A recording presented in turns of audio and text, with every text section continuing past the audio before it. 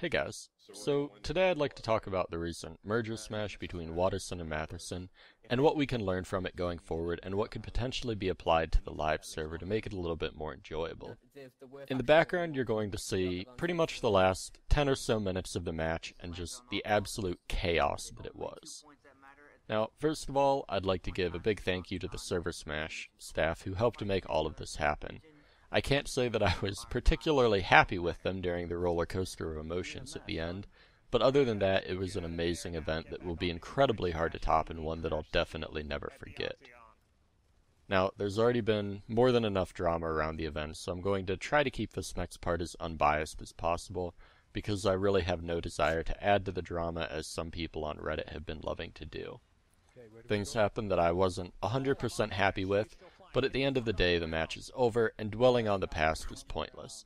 The best thing we can do now is move forward and look forward to creating a new community together.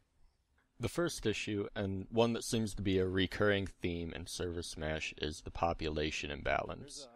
For this match, there were two main things that contributed to it, one of which is fairly simple to look at, and the other one not so much. Now, the easy thing to look at is that after the problems in the last match between Watterson series, everyone in Watterson was under the same outfit for the match. While this made the original organizing a bit more difficult, it made it much easier to tell who was supposed to be involved and who wasn't. Matherson kept all of their individual tags, which made getting a head count much more difficult, as well as potentially more difficult for the fun police to keep track of who was and wasn't supposed to be there. Whether this was an actual issue or not for them, I don't know, I wasn't involved in that. However, it would seem like in the future it would simplify matters greatly to simply have everyone who is participating in a server in one outfit. On the flip side, I know that Watterson changed their outfit tag several times throughout the match, and while it was amusing on our end to do so, I noticed that it seemed to cause some confusion amongst the Matherson players, and led to a few people from Watterson being attacked by the fun police until they were told about the updated tag. Again, for future matches, it would probably simplify matters to simply have each side pick a tag and stick with it for that match. Now, the second issue on population, and the one that's a little bit more difficult to actually tackle, is the fact that the event takes place on test server and there's no real way to control it outside of the fun police attempting to kill people who weren't supposed to be involved. However, with instant spawning, that's really not possible to do. This is where the issue seems pretty much impossible to solve unless there's some way for SOE to actually limit the number of people on the server and only allow those on it that are participating. To be honest, I'm not even sure if something like this would be possible, but it seems to be the only real way to enforce even populations. I would argue, however, that it would be worth SOE's time to look into something like this. With the official stream for the last match getting over 2,000 concurrent viewers, these matches can definitely serve as good marketing for the game, especially if they were cleaned up more and ways were found to add a little bit more variety to them to help out viewers and get more people interested in the game. The final thing I wanted to address about MergerSmash going forward is resources. One of the very few large, strategic moves you can make is the attempt to starve your opponent of resources. However, since each side had a continent basically 100% capped for them pre-match, it was a very simple matter to simply cycle your troops to that continent in order to get a massive resource drop, and then get back into the fight, and it only required a few seconds. While there's nothing really in the rules against doing this, it does seem to be essentially gaming the system. Whichever way it's decided, there should probably be some type of ruling for future matches on whether this is an acceptable practice or not. Now, moving past the actual event, I'd like to touch on why MergerSmash essentially shows what Planetside could be, but also why it shows what Planetside currently is not. One of the largest problems is the constant issue of population imbalances on live server. When one side is regularly running in the mid-20s of population, there's no viable way for them to win alerts or hold territory.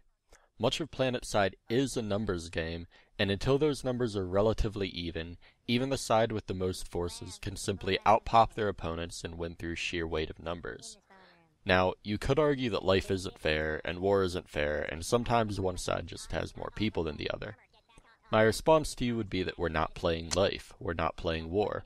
We're a bunch of predominantly young to middle-aged men sitting at our computers shooting at pixels because it's fun.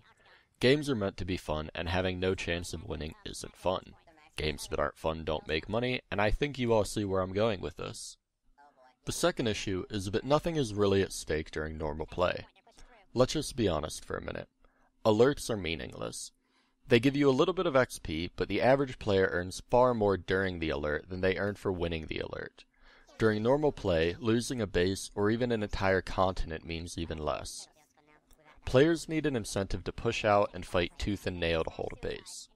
The first thing I would address is the benefit of winning an alert. There needs to be a real, tangible benefit to winning an alert that gives factions a strong incentive to fight for every square inch of space. Some general ideas would be to relate the bonus to that type of alert. For instance, Amerish is the aerospace continent. Maybe if you win an Amerish alert, your faction gets aircraft for half price for the next 4 hours. Or maybe you get a 50% increase in aerospace gains, and this would be the same for each different type of continent control. Maybe, if you win a tech plan alert, all tanks for your faction get a passive healing equivalent to the first rank of auto repair. If you win a biolab alert, your faction gets double or triple the passive healing that owning a biolab normally gives you. If you win an amp station alert, your faction gets more amps for their amplifiers. I don't know. You get the idea though. Give alerts meaning beyond a little chunk of XP, give factions a reason to really try and fight to win them. The final issue is the very ever-present issue of spawn camping, or more precisely, spawn room heroing. Now, Waterson had absolute undisputed air dominance for the entire match, and we put it to a lot of use. There were some bases where you could hardly see the spawn room through the wall of rocket pods and Zephyrs battering it. But do you know what happened even in the face of that just absurd amount of bombardment? Matheson manned the hell up, I'd imagine they threw on a lot of flak armor, and they pushed out of the spawn room time and time again to get to the point, and as often as not, they managed to get people there. So what this tells me is that spawn room camping is only a big issue due to how people play on live. Most of them don't want to risk their KD by pushing out and dying when it's easier to just sit behind the shield, kill a few things, and then redeploy to the next base. Hell, I've done it. You can get some free kills and you lose nothing. Why wouldn't you do it?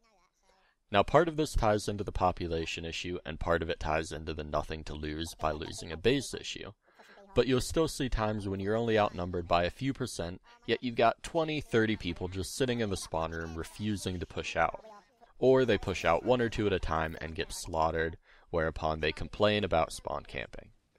So, this is the next issue that needs to be dealt with. Honestly, I don't have any great ideas off the top of my head on how to fix this issue, and the couple of ideas I do have aren't very fleshed out yet. However, I do have an idea for simply addressing spawn room heroes. There needs to be a way for SOE to somehow make it so that kills from behind the shield, at the very least, don't give XP and potentially don't even credit the user with a kill. The idea behind this is that it will mean people do use the shields as a staging ground to safely clear the initial path, but they won't just sit behind the shield safely getting kills with no intention of even trying to push the point. While there is a lot more to talk about on this topic, I don't really have any desire to turn this into an hour-long lecture, so this is where I'm going to stop for today. If you have any other ideas about how we can get live server looking a little bit more like MergerSmash, I'd love to hear your ideas in the comments below. In conclusion, I'd like to thank the MergerSmash staff again for putting this event on. Congratulations to Matheson for squeaking out that last-minute victory, and if fighting you on live is even half as much fun as our fights on MergerSmash, I'm looking forward to a lot of excitement and running from flak traps in the coming months. Yeah, 1 second, I'm yellow. That's fine. Beacon's live if you want to squat If it makes you feel better, I avenged you. Well, thank you. Why don't you get sticks? You got another one? Oh, please. I have tank mines on that guy. One's down, one's down. Oh yeah! Clear, bitch! I still got 2 minutes on my harasser. Let's see what I got from my tank. 3 minutes on my tank. Where you pulling from assets? Let's So, switch research it up. lab. I might, unless you want to go They're all into down. crossroads afterwards. let's go to crossroads. I'll switch it.